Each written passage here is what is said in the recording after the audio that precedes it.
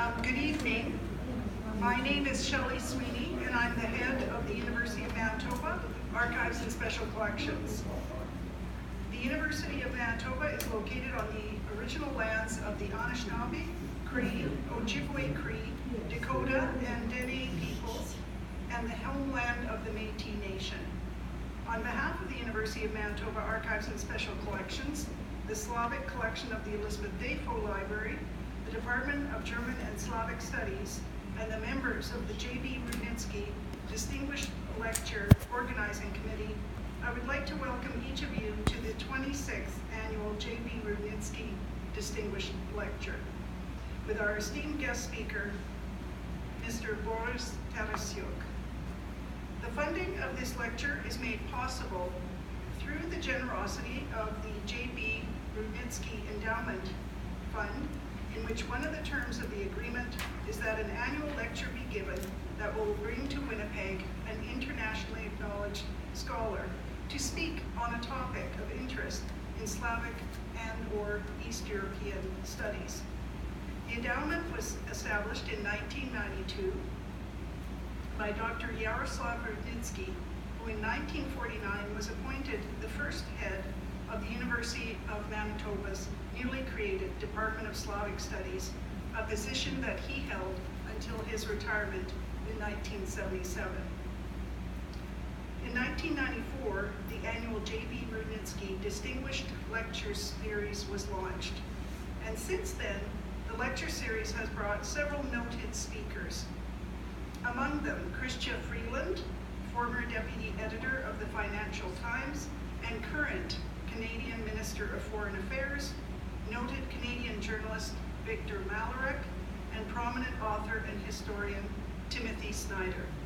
And now to introduce this year's guest lecturer is James Komanowski, the Slavic archivist and librarian, and a member of the J.B. Rudnyckyj Distinguished Lecture Committee.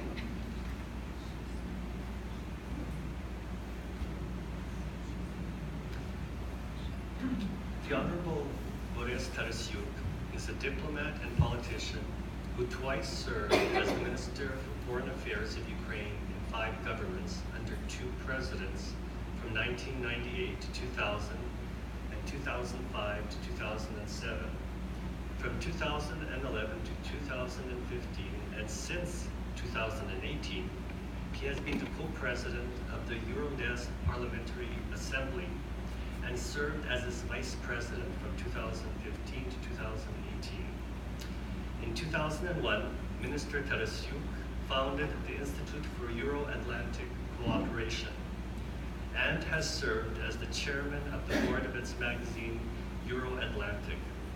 In addition, he was the leader of the political party Narodny Ruch Ukrainy, People's Movement of Ukraine, from 2003 to 2012, and since 2013, the deputy head of the All-Ukrainian Union Batьківщина Fatherland Party. He currently serves as a member of the Ukrainian Parliament, the Verkhovna Rada, and chairs the interfactional group Ukraine in NATO. As a note regarding today's lecture, Mr. Tarasyuk will briefly touch upon the Ukrainian dissident movement during the Soviet era and how its legacy has helped to galvanize Ukrainians in forming a more civil society. And this will segue to the heart of his talk that will focus on the development of contemporary Ukrainian domestic and foreign policy. So now please join me in welcoming the Honorable Borys Tarasyuk.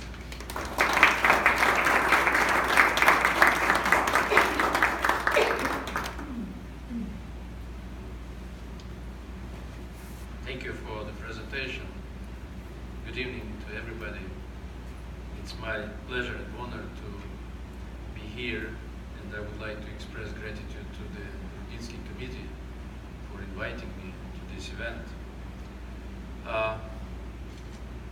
There is a lot in my professional activity being connected with Canada. So I was the witness when the then Consul General of Canada, Mr. Nestor Gajowski, presented the note verbal on behalf of the government of Canada, it was on the 2nd December 1991, notifying that Canadian government has recognized independence of Ukraine. So this was the first country out of this continent to recognize Ukraine's independence, and the second one was Poland. So we continue to enjoy a multifaceted relationship with Canada, and I'm happy to be here again. But the last time I was here was in 2000, summertime. The weather was a bit different, and I was surprised. Very tough, weather you have here in winter time.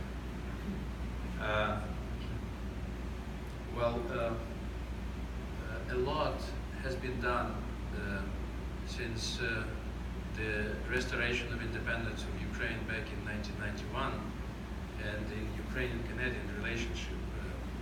So I'm happy to say that I devoted a lot of my professional activity in developing our bilateral relationship, and in particular back in '95, as a first deputy foreign minister, I visited Canada in order to prepare the first visit of Ukrainian president to Canada.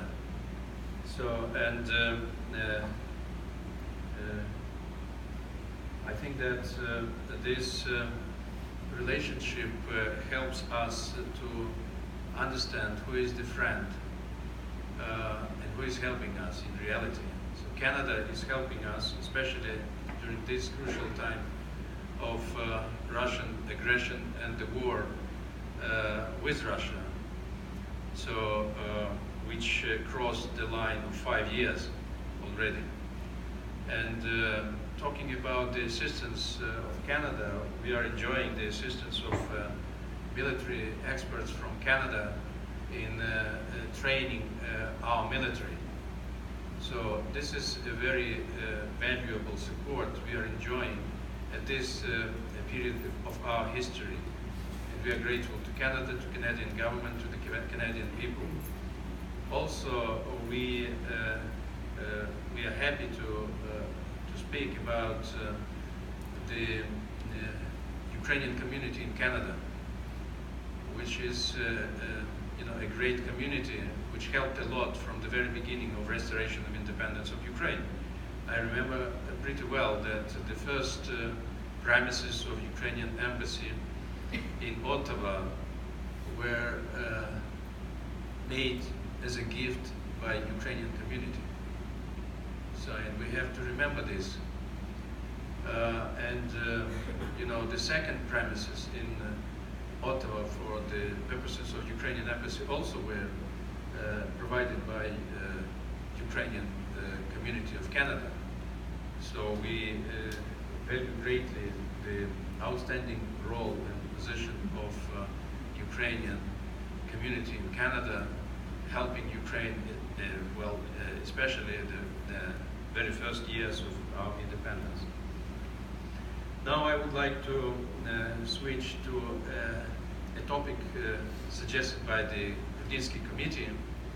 Although I consider myself as a professional diplomat since I joined the Ukrainian diplomacy back in 1975, and going through all the steps of the positions in Ukrainian diplomacy, starting from the lowest one, attaché, to the foreign minister of Ukraine, as it was said, served in 5 governments and under 2 presidents. I continue as a member of parliament, to pay attention to the foreign policy of Ukraine, using the instruments of parliamentary diplomacy. So, for example, I came here from New York, where I was in the composition of Ukrainian parliamentarians, took part in the meeting of the Interparliamentary Union, the eldest international organization, where we had a discussion at the United Nations about the future of interparliamentary union and United Nations relationship, and about the future of multilateralism. So I think that it is very important to use all the instruments, including the parliamentary diplomacy, to assemble the solidarity around and for Ukraine against aggressive Russia. Now I switch briefly to the topic suggested by the Rudnyckyj committee, and I'm grateful for agreeing to switch to a subject which is more closely related to my professional activity and my political activity. So, speaking about the role of dissidents in Ukraine, well, preparation for the democracy, I must say that the group of dissidentniki well, started end of 50s and in 64 it became a very influential intellectual group of people who were involved in renovating, in raising the Ukrainian culture and helping the Ukrainians to understand better who they are. So, and in this regard, this was a very important role played by these intellectuals. Unfortunately, by the beginning of 70s, this movement of renovation and returning back to Ukrainian culture, Ukrainian tradition was crushed by the authorities, and many of those people, dissidentniki, were imprisoned. And but at the same time, I would like to say that their role was underestimated in preparing Ukraine for the future democratic, national democratic movement, which emerged end of 80s. As you know, this was People's Movement of Ukraine, Народний Рух України. And the people who were dissidentniki, they constituted the core of the leadership of national democratic movement in Ukraine. So they were the leaders of People's Movement of Ukraine. They were the leaders of national democratic movement, and in 1990 they were the leaders in the parliament who approved the first claim for independence. That was the Declaration on State Sovereignty, approved July 16th, 1990. So at that time Ukraine was still legally a part of the former Soviet Union, but this declaration was taken very seriously by the outside world and by us diplomats. Because immediately after approval of declaration on state sovereignty, we Ukrainian diplomats, there were around 60 of us, we started to develop bilateral relationship with the outside world, which was prohibited under the then Soviet system. So, but this I will cover later. The next year, 1991, the dissidents, which became the leaders of National Democratic Movement, prepared the first act of independence, restoration of independence, act of proclamation of independence of 24th August 1991. So this was a very important role played by National Democrats, and their role in preparation for the nationwide Ukrainian referendum of 1st December 91 also made Ukraine and Ukrainians different, because more than 90% of Ukrainians voted in favor of this act of independence, so which was the only example among the newly independent states who put to the referendum the decision of their parliament about the restoration of independence. So in this sense, Ukraine was unique, and the role of dissidentniki was the leading one. Unfortunately, the 1st of December produced not only the positive result of the referendum, it also produced the negative results for the National Democrats in presidential elections. As you know, this same day, the referendum was conducted. There were the first presidential elections, and several candidates from National Democrats or former dissidentniki, they were competing with one another. And as a result, they lost the elections to the former Soviet communist nomenclature, Kravchuk. Later, Kravchuk has suggested to Vyacheslav Chernovil to lead the government, but the decision was taken not to agree on this proposal. So I think that this was the lost opportunity for the National Democrats to change from the very beginning the trend of the development of independent Ukraine.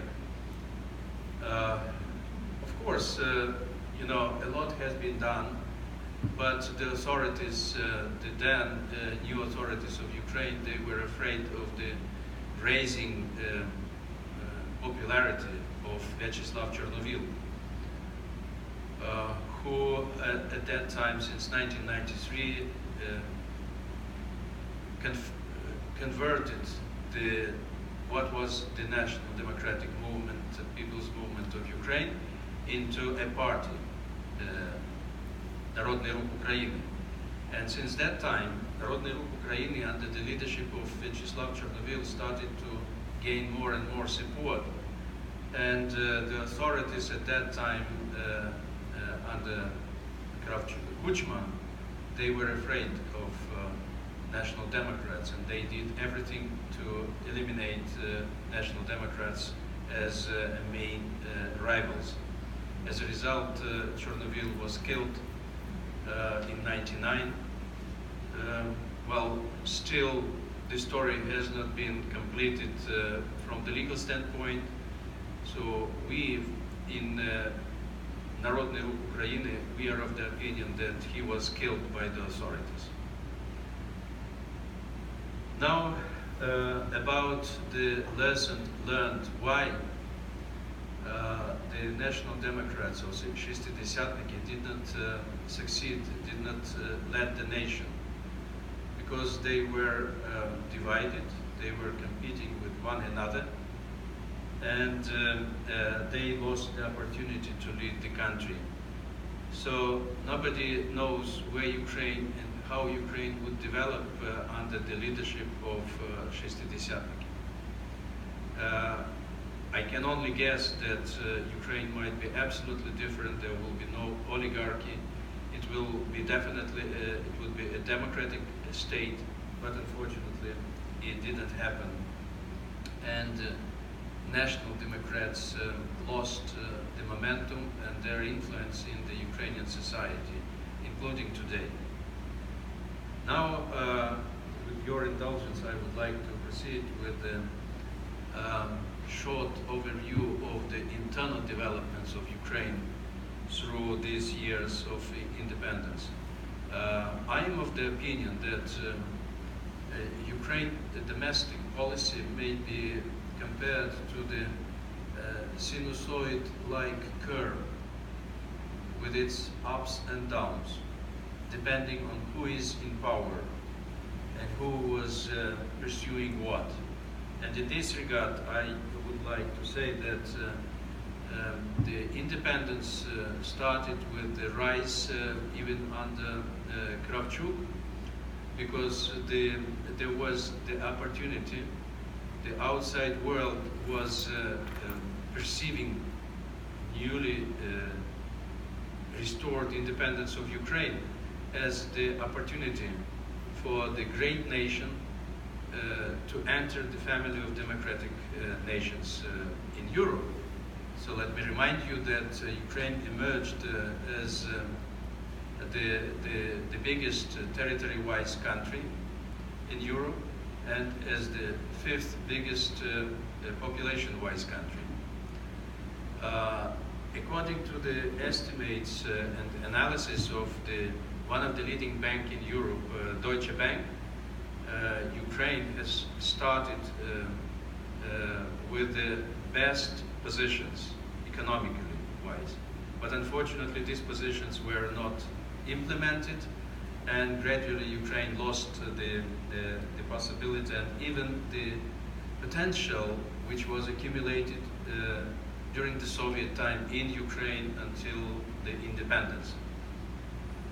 So then the Kuchma came to power in '94 as a result of early presidential elections, and what Kuchma did for the country, he in fact started the beginning of the oligarchic system in Ukraine.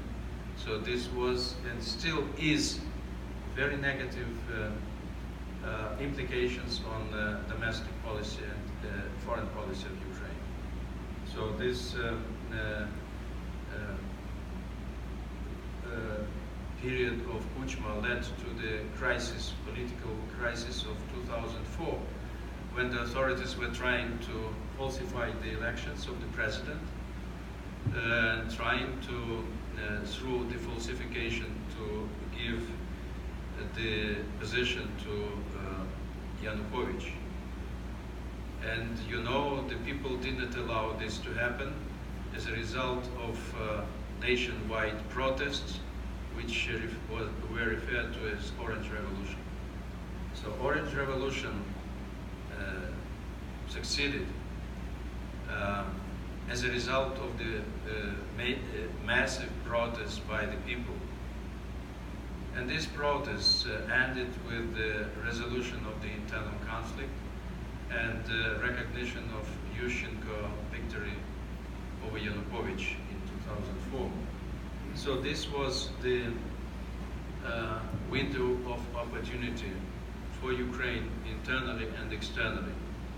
I remember since 2005, when I was accompanying as a foreign minister Yushchenko in different capitals. You know, it was seen as though all doors are being opened to Ukraine. But unfortunately, this unique opportunity was lost by Yushchenko, who started to fight with people who led him to power, like Yulia Tymoshenko, his prime minister, and he dismissed the whole government of Yulia Tymoshenko in September 2005. Well, Yushchenko period was very positive in the first half and negative in the second half. And the most negative result of Yushchenko period was the leading into power the criminal Yanukovych. So this was the most negative result of Yushchenko period in presidency. And this period led to the dissatisfaction of the people who were protesting with the results of their protests, with the results of the Orange Revolution. Then this period led to the period of Yanukovych, the darkest period in the history of Ukrainian independence, which was 100% pro-Russian, which immediately created a very negative perception of Ukraine in leading democratic institutions like European Parliament, Council of Europe, and OSCE. And very quickly, in the same year, in 2010, Ukraine was regarded as a negatively in all these institutions.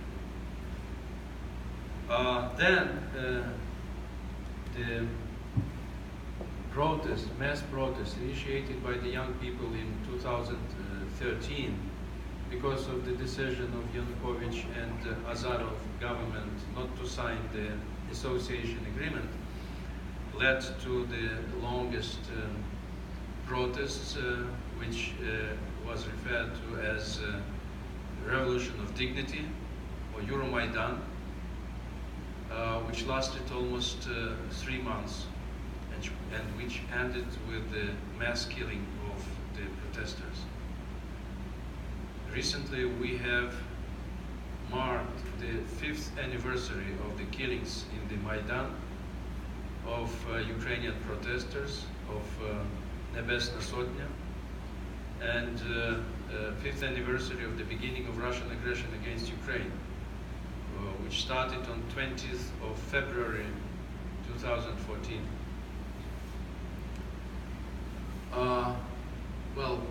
This period, very sad period in history of Ukraine, contemporary Ukraine, because this period manifested the beginning of the longest war in the history of Ukraine in the 21st century. So we have entered the 6th year of the war with the Russians. So the war, the Second World War on territory of Ukraine lasted even shorter than this war with Russia. This war brought about a disaster to Ukrainian society, to Ukrainian people, as a result of which more than 10,000 people were killed. 3/4 of them civilians. 25,000 wounded. 1.5 million internally displaced, internally displaced, thank you, internally displaced persons. So every day the war is consuming $5 million out of Ukrainian economy. So this is a real serious problem for Ukraine. And in these circumstances, the elections, presidential elections of May 2014, all of a sudden a new candidate, Poroshenko, gained the victory in the first time in Ukrainian history. He won the elections, presidential elections, in the first round. Surprisingly, that a candidate was elected as the next president of Ukraine out of the family of Ukrainian oligarchs. People were protesting against oligarchs during the Revolution of Dignity, and all of a sudden they have elected one of them to be the next president of Ukraine. So the period of Poroshenko for the last 5 years was the period of continuation of corruption on different levels, starting from the top. Can you imagine the president of Ukraine increased his fortune last year as compared to 2017 82 times, whereas President Trump is saying that he is losing his fortune as a president of the most powerful, richest country in the world. And another one, our president is increasing his fortune when the country is at war, when the people are poor and becoming poorer and poorer, when the prices for gas, electricity and communal services are going up. So this is a very sad situation Ukraine is in, and hopefully the next presidential elections, which will take place the last day of March this year, that is in a month's time, will produce another president of Ukraine, who will serve not his own oligarchic interest, but the interest of the people and the country. So, and much depends on the outcome of these presidential elections and forthcoming parliamentary elections, which are going to take place end of October this year. And now about something which is more close to my profession, diplomat, the foreign policy during the independence. I would like to say that the same graphically can be demonstrated as to the foreign policy as to the domestic policy. So the same sinusoid-like curve, ups and downs, ups and downs. Let me remind you that Ukraine has become a member of the international community back in 1945. Last week, when we met the parliamentarians of the world in the United Nations, so the British delegation asked me why Ukrainian gift is being demonstrated at the United Nations corridors, dated 1970. Ukraine was not a member of the United Nations, he said. I said, no, you are wrong, because Ukraine was among 51 founding members of the United Nations back in 1945. Since that time, Ukraine was executing the right of multilateral diplomacy, and I was lucky enough, like my friends, to participate in the United Nations and different bodies of the United Nations system. So this was a very interesting period. Few people know that Ukraine, during this period of being formally part of the former Soviet Union, 2 times served in the United Nations Security Council. In 48, 49, and in 84, 85. And I was lucky enough as a diplomat to be the part of the Ukrainian delegation to the United Nations Security Council at this period of time. So then I would say that this period of 1945, 1990 ended with the restoration of independence of Ukraine.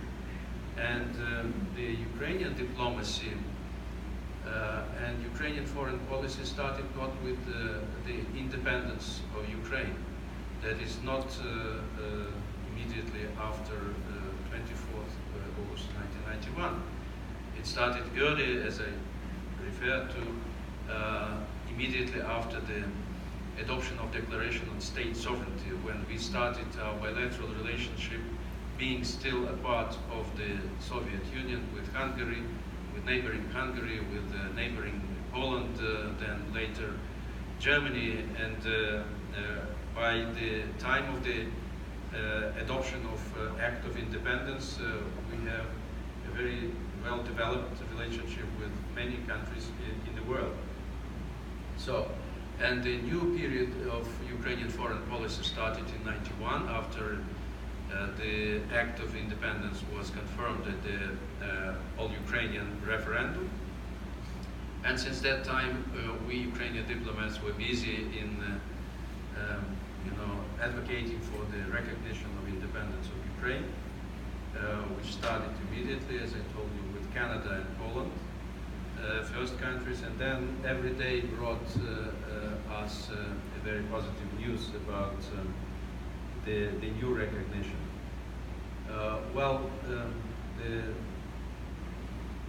There were countries who were using the period between the 24th of August 91 till the time of the referendum and presidential elections, 1st of December 91, to inquire what the new independent countries is going to be and look like. So, and I remember the United States was among the countries who put forward the conditions for recognizing Ukraine's independence. And there were altogether 5 conditions. One of the conditions was to give up nuclear weapons. So this was among 5 major conditions which the US government put forward in exchange for the recognition of Ukraine's independence. So the period of 91-94 was a very interesting period in foreign policy, because this was the period when we started to develop the relationship with the outside world, without any exception, reaching out to different and all continents in the world. So this was a fascinating period for us as diplomats, but I remember very well, we were short of finances, we were short of professionals. This was a very difficult period of Ukrainian foreign policy, but we had to go with the foreign services, accounting thousands and thousands of diplomats, like the US or UK diplomacy, and there were only 60 of us, at that time. And we had to meet the challenges, not only of the recognition, but of defending then the interest of the newly independent state. So this was a very difficult period, I remember it quite well. Then, I would say in the foreign policy, the period of 95, 2004. Why? Because this was the period of Kuchma, and this was the period when Ukraine stopped the isolation of the country because of the fate of nuclear weapons. So we were, actually in isolation from NATO and EU member states. We were in isolation from Russia, so we had no friends. And only after Ukrainian parliament decided to get rid of nuclear weapons, we received in exchange the national security guarantees from 3 nuclear powers, from Russia, which violated this memorandum, from the United States and UK, who did nothing in order to implement their commitments as to the sovereignty and territorial integrity of Ukraine in the face of Russian aggression against Ukraine. In this period of Ukrainian foreign policy ended with 2004, when finally the representative of Ukrainian Democrats was elected as the next president, and a new window of opportunity opened for Ukraine's foreign policy. And we used our best in order to use this opportunity. As a result, Ukraine became the regional leader, and this was our initiative to create the community of democratic states, extending and embracing the countries of the region of Baltic Sea, Black Sea, and definitely Ukraine at that time was a regional leader. Unfortunately, this opportunity was lost as a result of a split among the Democrats, initiator of which was Viktor Yushchenko. As a result, we faced the period where the majority Democrats enjoyed converted into minority in the parliament, when the leader of the socialists, Moroz, betrayed the representatives of the Maidan, and in doing so, we were deprived of the majority in the parliament. As a result, Yanukovych became the prime minister, who in fact influenced negatively Ukraine's foreign policy. At that time, let me remind you that this was 2006, that as a foreign minister I agreed with the leadership of NATO that Ukraine will be invited to the membership action plan. That is the step towards NATO membership. And there was no differences. The only difference was the months when NATO will invite Ukraine.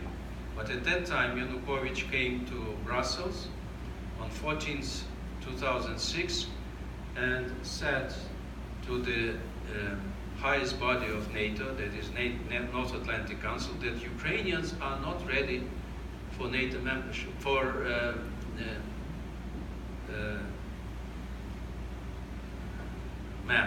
membership action plan.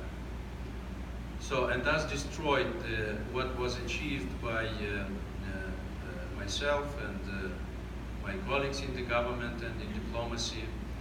And so Ukraine deprived this opportunity to become closer to NATO. Now there are plans that, and Poroshenko announced that, maybe by 2023, Ukraine may be invited to membership action plan. Let me remind you that the closest we were to the membership action plan was 2006. Well, the period of Yanukovych as the president was the darkest period in Ukraine's foreign policy, and it ended with the new revolution, new protests, which led to the shooting out of the protesters, and Yanukovych fled the country. So in 2014, the new period in Ukraine's foreign policy started. So, I think that this period will be ended this year, and hopefully the new president will be elected and the new stage of Ukraine's foreign policy will begin. So, I almost finished my presentation to you, and as far as I understand, the time is running out, and this is the time for questions and answers. Thank you very much.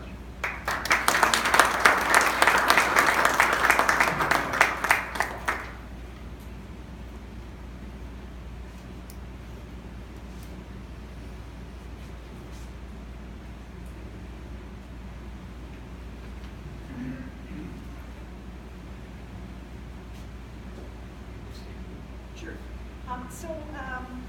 So thank you very much. We'll have some questions if anybody has questions.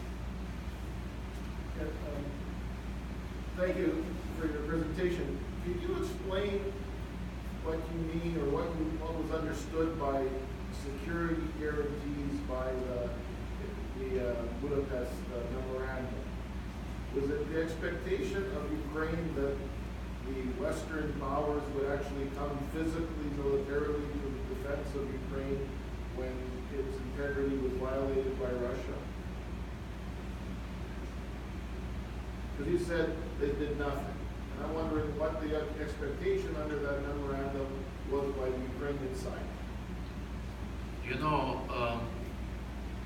The failure of Budapest Memorandum of National Security guarantees, for me, was a personal failure, because I was in charge of the preparation of this memorandum from Ukraine and negotiating a year and a half this document with the American Stroke Talbot and the Russian Georgy Mamedov. So the Memorandum of National Security Assurances, on our point of view, was viewed as a legally binding document. Unfortunately, neither Russians nor Americans were ready to prepare the legally binding document. So that's why this was the document which did not impose legally binding commitments or obligations. And from the legal standpoint, one can speak about the commitments. Although in English version, there was no word guarantees. There was the word assurances. That means national security assurances. given to Ukraine, although in Ukrainian, Russian, French, and German language, it sounds like guarantees. So this was a kind of linguistic, exercise. For us, these were the guarantees. For Americans, these were not guarantees, these were assurances. And of course, we were expecting that a document signed by the highest authorities in the United States, in United Kingdom, in Russia, and in Ukraine will be implemented in case the situation would require. The memorandum has Article 6, which provide for the consultations to be immediately convened if there is a danger to national security, territorial integrity, and the borders of Ukraine. So it did not happen in 2014. One of the guarantors attacked Ukraine, two others did nothing to convene the consultations. And to my mind, recently, President Poroshenko referred to this memorandum as notorious memorandum. So how one can, reject a document which provides for, at least on paper, national security assurances to your country. So I think that this was a mistake on the part of President Poroshenko, who neglected back in 2014, after Russia attacked Ukraine, the possibilities for the consultations according to this memorandum. This was a mistake. So this was a mistake when he referred to this document as notorious. Now he is trying to correct himself, saying that the memorandum has to be involved to a peaceful solution in the Donbass. I think that another mistake of Poroshenko was to switch to the format of the peaceful settlement, which included Germany, France, instead of Geneva format, which was first convened in April 2014, including such global players as the United States and the European Union. But unfortunately, this was neglected, and instead we received Normandy format, which is being referred to also as a Minsk format, which proved to be a failure. So there should be a new beginning with new participants, absolutely obligatory the involvement of the United States, with the new arrangements to find a solution.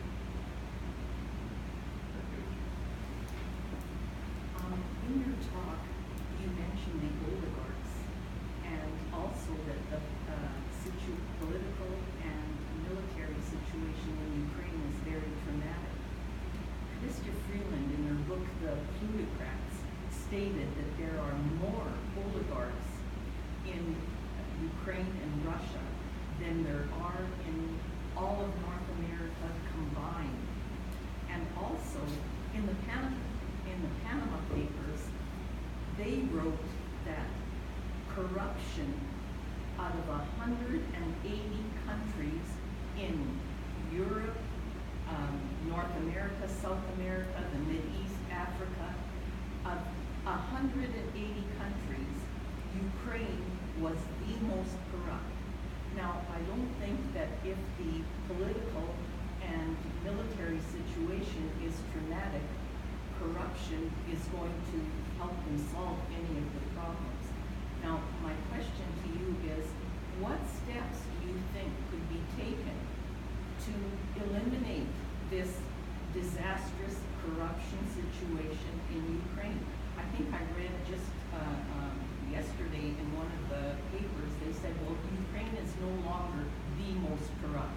It's the second. Russia is the most corrupt, and Russia and Ukraine is second. It is anyhow not easier for us to assume this reality that corruption still is corroding Ukrainian society and Ukrainian economy. I fully agree with the facts and figures you have referred to. If you have noticed, I referred to this negative phenomena in our internal politics while attributing to Kuchma as being the godfather of oligarchic system in Ukraine. And still this system he has built is continuing in Ukraine. So what to do? The new president of Ukraine has to do a lot in order to remove the oligarchs from the decision-making process. And they are very meticulous. They are not going to the parliament themselves. They are buying the whole parties and factions to care about their interests. So this is how the oligarchy is doing in Ukraine. A lot has been said about fighting corruption, and Poroshenko is trying to say that everything necessary was done in order to fight the corruption.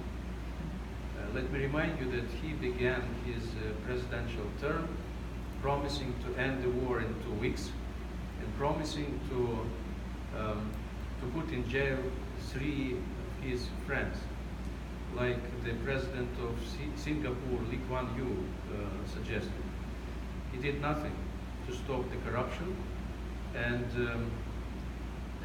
he, in fact, led the corruption. He was pretending to fight the corruption through creation of anti-corruption bodies. Indeed, the parliament has approved the laws giving the way for the anti-corruption institutions like anti-corruption bureau, like special anti-corruption prosecutor, like national agency of fighting corruption, and now the process of creating these new bodies is about to be finalized with the new highest anti-corruption court. But if we look what is going on around the corruption, so corruption is not being crushed. Far from that, the anti-corruption bodies are fighting between each other to the pleasure of president. So all bodies are existent. Well, so this is the problem of these bodies. No, this is not the problem of bodies. This is the problem of the president who is covering the corruption. Well, the president does not pay taxes. It's stated in the Panama Papers. Poroshenko does. He sends his taxes offshore to Panama. Well, the Prime Minister of Iceland was removed because that's what he did. Why can't they do that? Forgive me, but I am not the follower and the supporter of Poroshenko. I'm from the opposition. So I can give you enough examples to criticize Poroshenko for what is going on in the country. So we are, same-minded people. But what I can't understand is why nobody in the government can do something. This is the president. He's an oligarch. He has, how many millions do you need? And he can't even pay taxes to his own country? Listen. Poroshenko, while being elected as the president, he put in the government his own people. How they can speak against, the president who sent them to the government? So it is impossible to imagine. So only the change, the fundamental change of the authorities in Ukraine, that is the change of the president, that is the change of the parliament, may stop this negative trend. Okay, question over here. prospects of a comic actor becoming the next president, or of 5 years with the same. And could you possibly explain how most of the Western commentaries I've encountered in the last few weeks have been extremely negative about the leader of Batishchina? Can you explain why that is the case? I cannot explain to you, well, the views of, journalists. So this is up to them to explain to you. I can explain to you in very concrete terms. What do you have in mind? But as to Zelensky, this is a new phenomenon in Ukrainian politics. A comedian, a comic, a leader of the very popular show during these recent days, all of a sudden became the leader of public opinion polls. So this is very strange. I cannot imagine Ukraine, after having a criminal as the president, he will have a comic as the president. So finally, this is not, funny thing to be the president, to be the head of state. It requires experience. He has no such experience. So some people are comparing him with Reagan, being the actor, but before becoming the president, Reagan was the leader of the trade unions of actors, and he was 2 times governor. So that's why there is no reason for comparison between these 2 personalities. So I think that this is going to be a joke, and hopefully this joke will not be materialized in the position of the president. As to Yulia Tymoshenko, I don't know what do you have in mind about the criticism. We have a lot of our own domestic critics, and who is the biggest critic of Tymoshenko? Petro Poroshenko and his team, because they know that as soon as Yulia Tymoshenko will become the president, this will be the stop and the end of the activity of oligarchs. They know pretty well. That's why they are afraid of her coming into power.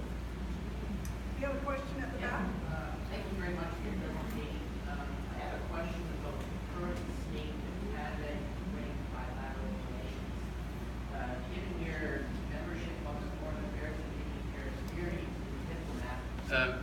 Is it possible to give the microphone? Sorry, the mic. Doesn't work. Oh, sorry. Sorry.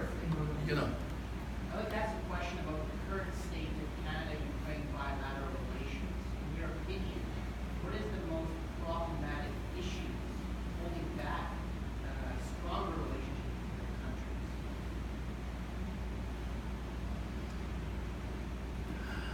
Well, being in the middle of Ukrainian-Canadian relationship, I must say that we have excellent ground for our positive political, humanitarian, and other issues in our bilateral relationship. But what is the weakest part of our relationship? The economic part. I think that Canada is too much being concentrating on their exclusive one vector economic relationship with the neighbor to the south. So the bulk of